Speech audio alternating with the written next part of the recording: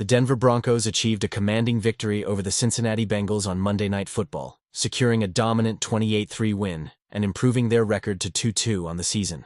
While the Bengals were without their star quarterback, Joe Burrow, which undoubtedly impacted the game's competitiveness, the Broncos capitalized on the opportunity and delivered a performance befitting of their expectations. Even in victories as decisive as this one, there is always room for reflection and growth.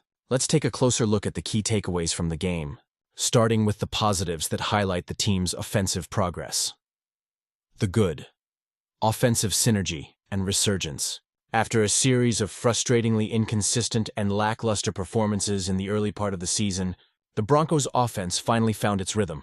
Against a Bengals defense that has struggled throughout the year, the Broncos capitalized with exceptional play from their quarterback, Bo Nix. Aside from a missed connection with R.J. Harvey and a red zone interception, Nix turned in his best performance of the season, completing 29 passes for 326 yards and 2 touchdowns. His presence was felt not only in the air but also on the ground, where he contributed a rushing touchdown. However, it was the dynamic running game that stole the show. Veteran running back J.K. Dobbins delivered a standout performance, becoming the first Bronco since Latavius Murray in 2023 to rush for 100 yards in a single game, finishing with 101 yards. The Broncos' ground game overall amassed an impressive 186 yards and 2 touchdowns, providing much-needed balance and relief for Nix. This allowed the team to dominate the trenches, making it easier for the offense to execute effectively. Wide receiver Courtland Sutton also had a solid game, with 5 receptions for 81 yards and a touchdown, further contributing to the team's offensive success. While the Broncos won't routinely outgain their opponents by such a large margin, if they can continue to deliver consistent play through both the air and on the ground, they will certainly remain in contention for a playoff spot. If you want to stay on top of the latest news and analysis on the Broncos, be sure to subscribe to our free newsletter. Don't miss out on breaking Broncos updates, delivered straight to your inbox every day. The bad, Alex Singleton's struggles.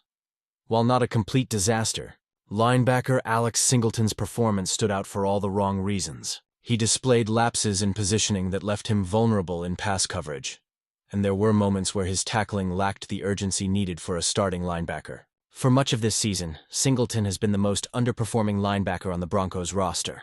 But unfortunately, the team has yet to find an immediate replacement, especially with Dre Greenlaw sidelined. In comparison, Justin Starnad, who has primarily played special teams, has shown greater promise. Singleton's comments from last week, coupled with his continued lackluster play in 2025, have only magnified his struggles. The ugly. Luke Wattenberg's offensive line. Woes. The Broncos' offensive line play has been inconsistent at best throughout the first 4 games, and Luke Wattenberg's performance only added to the concerns.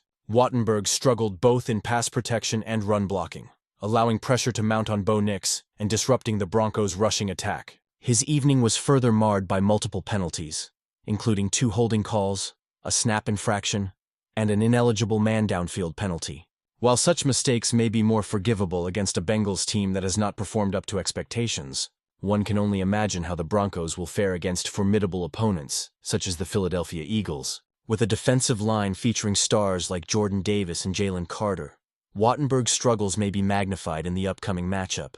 Though Wattenberg is likely to remain the starting option, the Broncos' coaching staff may soon be forced to consider a change, with Alex Forsyth possibly stepping in as a viable alternative.